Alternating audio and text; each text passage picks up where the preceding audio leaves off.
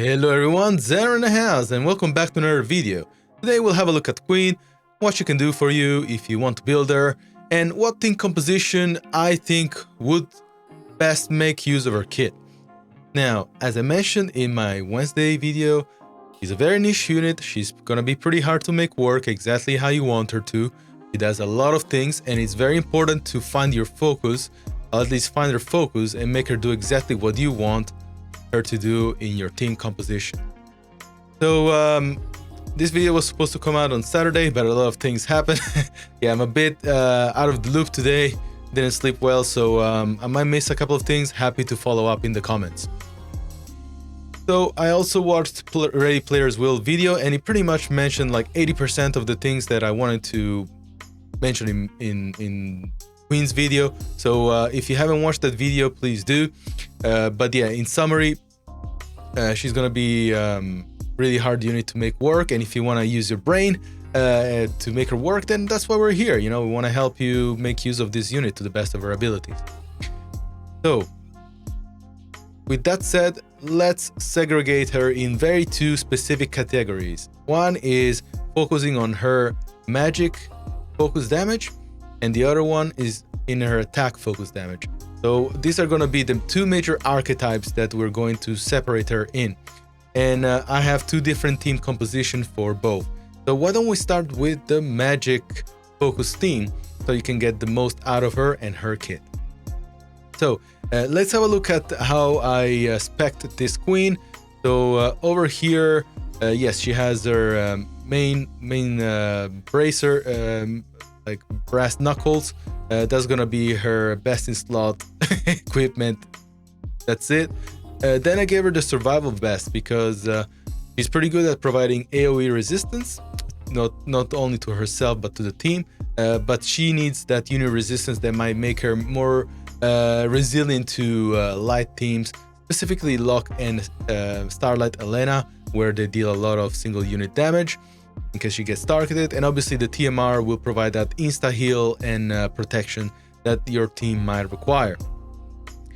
Now, what I think in regards of vision card is actually the most vital for her is Salia's card, because let's face it, Queen does have skills that have a cast time, and having that cast time slashed by 100 is gonna be important to the bone for her to work well. And don't worry, we'll get to the Ibarra vision card. In fact, who is her best? Who is gonna be her best friend to make this work? None other than Ibarra. And Ibarra obviously will do her best with her own vision card assigned to her, so that they can deal as much damage as possible. Ibarra does have the advantage of having Blade Souls, so Blade Soul does have a skill that increases that specific skill's hit chance by 30. She does have her own debuffs in that sub job, so in a situation where Queen can't debuff just right a unit in terms of lowering their magic damage output, then Ibarra can come in there and provide that support. So they support each other in that regard. Again, the lower ability activation rate is going to be really important to maximize damage output, and that's where we put our man Ranan in the slot as well. So Ranan is going to have Blossoms in the Dark assigned to him. That's going to increase Human Killer for the whole team, but Human Killer for magic attacks, and this will make them a force to be reckoned with. Ibarra already has her own buffs that give her Human Killer. On top of this, it's gonna be game over. I think that this team has a lot of potential. Ranan also has Kotodama Wielder, which has unavailable pain. So I believe this team is quite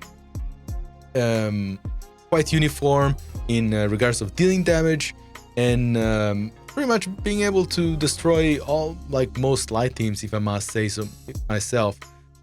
The only thing I can think is, I think I had a problem with Fraevia. Fraevia will be the only problematic one in this case, but I've only seen one Fraevia in guild battle. She's a very niche unit herself. So tank could be problematic, but other than that, I think this team will be able to destroy almost everything. And as a bonus unit, in a situation where maybe you don't have Ranan, I would slot a 9S. 9S will be able to provide that pierce, focus damage, has Nightblade to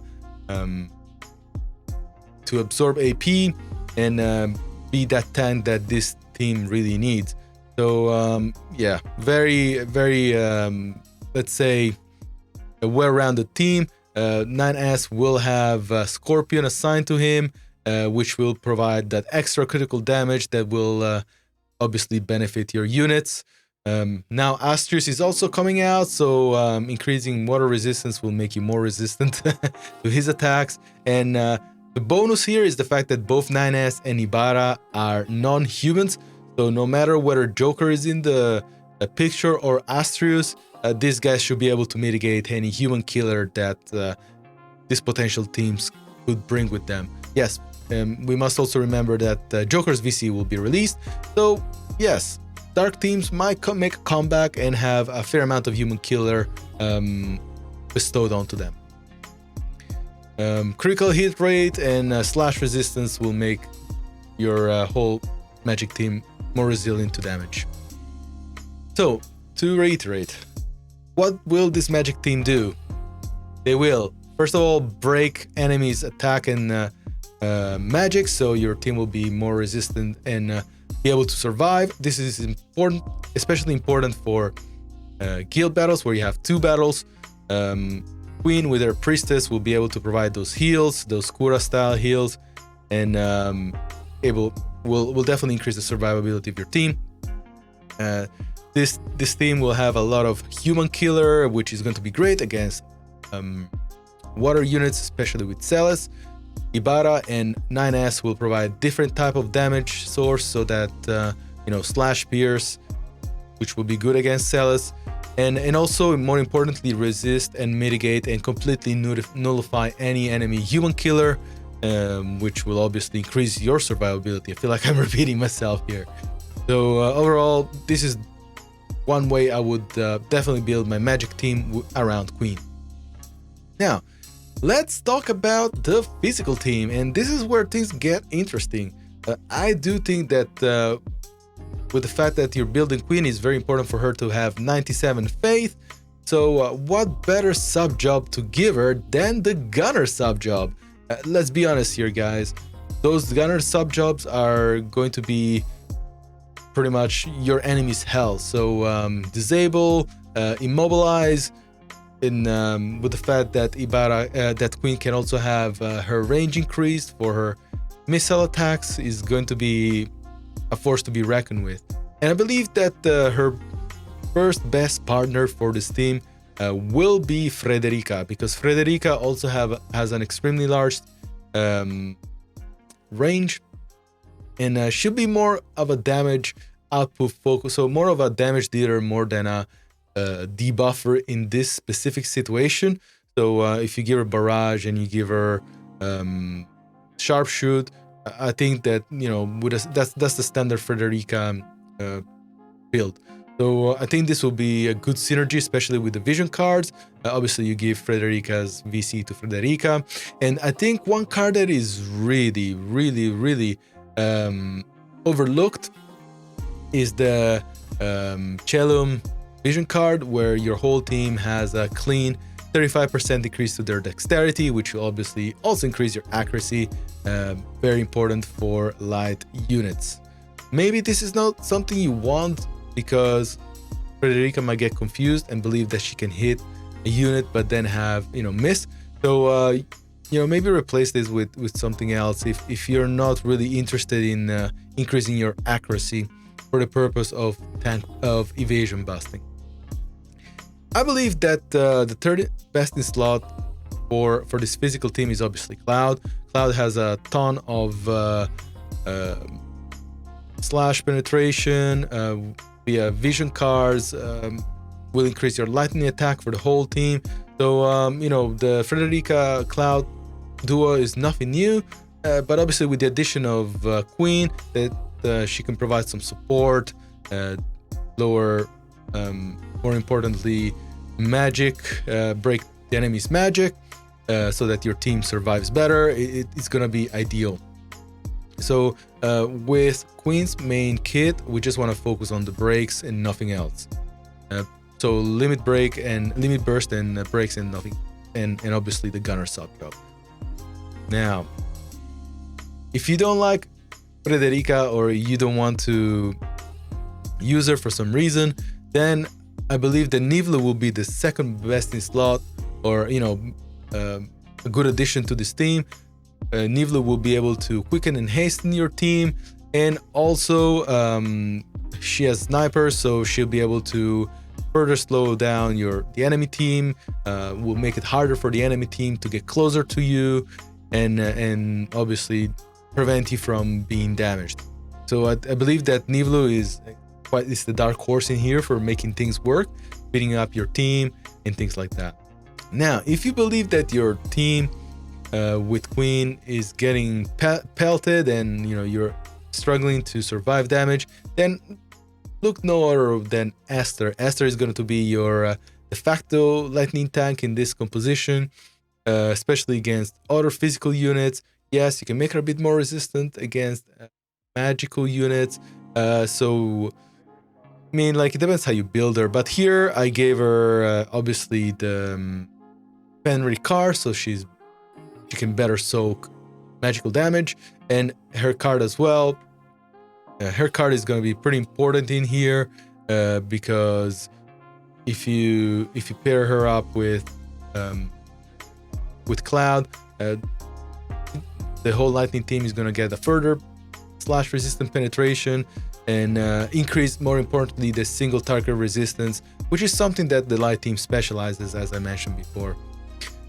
So I believe that this team, again, very focused on not really damage dealing, but more onto providing status effects and evade busting. So I believe that Queen will be quite good in regards of increasing her accuracy and providing support in regards of status effects. So, in a nutshell, Queen. Well, I believe that Queen is amazing to increase your team survivability, especially in the AoE resistance and spirit aspects. She'll increase your team spirit and AoE resistance. Very important in the current meta where we see a lot of magic. She's going to be pretty much a good counter against Dark, or a Joker in a Dark composition, because of her what's it called, of her barrier breaks. And more importantly, I think she's going to shine against Black Rosalena as well, because Black Rosalena is a magic focused unit, and she has a lot of AoE attacks. So I think Queen will do really well in surviving her, especially in the future when Dark Fina will come out. I believe that most people will try to pair her up with Black Rosalena. And the spirit penetration that Queen has will definitely balance her about average magic output.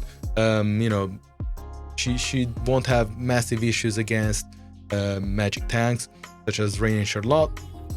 And yes, her attack skills are just for debuffing.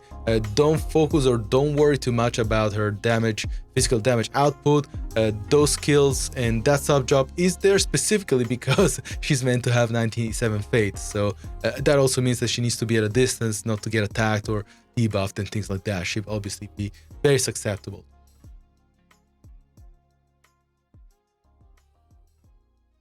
And I hope that this was somewhat informative for you in regards of what decision you want to do. If you want to build the Queen because you like her, then this video is redundant for you.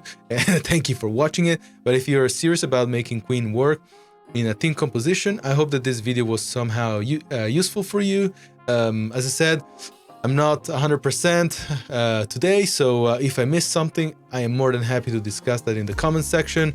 What would you like to see? Like, I'm pretty keen to build her to level 120 and perhaps have some real scenario team composition going on, but I don't want to waste my resources just to build her, so that might take some time. So thank you for your patience, and we'll see you on Wednesday for the new content overview. Guys, take care and have a good one.